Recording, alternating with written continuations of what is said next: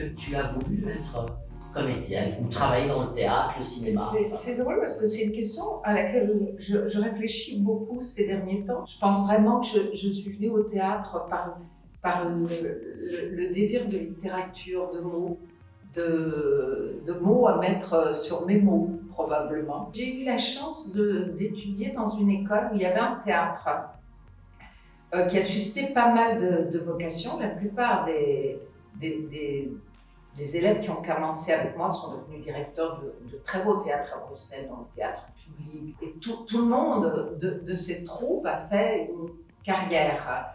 Et donc, on est venu me chercher à 14 ans, mais moi, j'en avais déjà fait à 11 ans dans une autre école. Et j'ai eu cette chance extraordinaire d'avoir une scolarité un peu différente.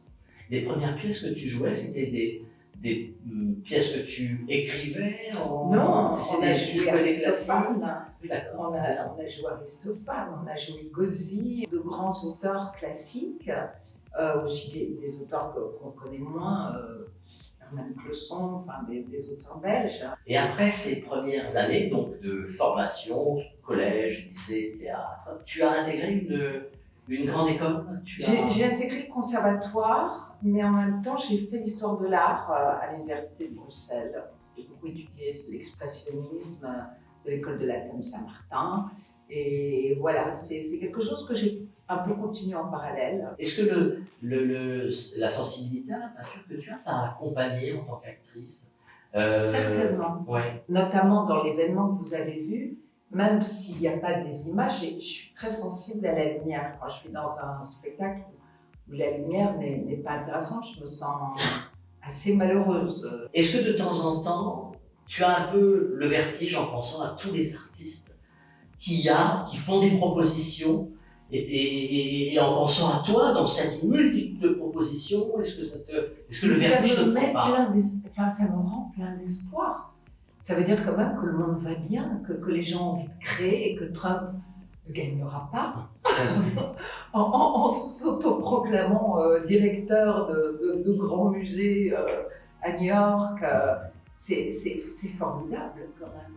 Ça te rend pas un petit peu mélancolique de temps en temps? Bien au contraire, c'est l'enthousiasme qui prend le dessus. Je trouve ça génial. Hier, il y avait un tableau de Fontana, rouge, avec 5 lacérations. Moi, c'est un peintre que j'adore. Je ne sais pas si vous connaissez Fontana. Il lacère la toile. Je trouve déjà le symbole de lacérer une toile, je trouve ça très fort, même au théâtre. C'est oser un geste, c'est ne pas être respectueux. C'est quoi un échec esthétique au théâtre? C'est quelque chose que je peux ressentir moi comme ordinaire, comme allant au plus facile, comme si on n'avait pas osé s'exposer. Ça peut prendre plein de formes, qu'on soit trop respectueux de l'auteur, ou qu'on soit conventionnel, ou qu'on soit stéréotypé. Le théâtre peut pâtir d'un surrespect de l'auteur. Et je pense que l'auteur, les grands auteurs s'exposent, donc je trouve qu'on doit s'exposer aussi. C'est quelque chose à laquelle j'ai pensé en montant l'événement. Je sais que des gens ont voulu être très respectueux du prix Nobel de littérature qui est Annie Ernaux en disant les mots comme il faut. On ne peut pas dire les mots comme il faut. Il faut prendre le risque de se tromper en fait.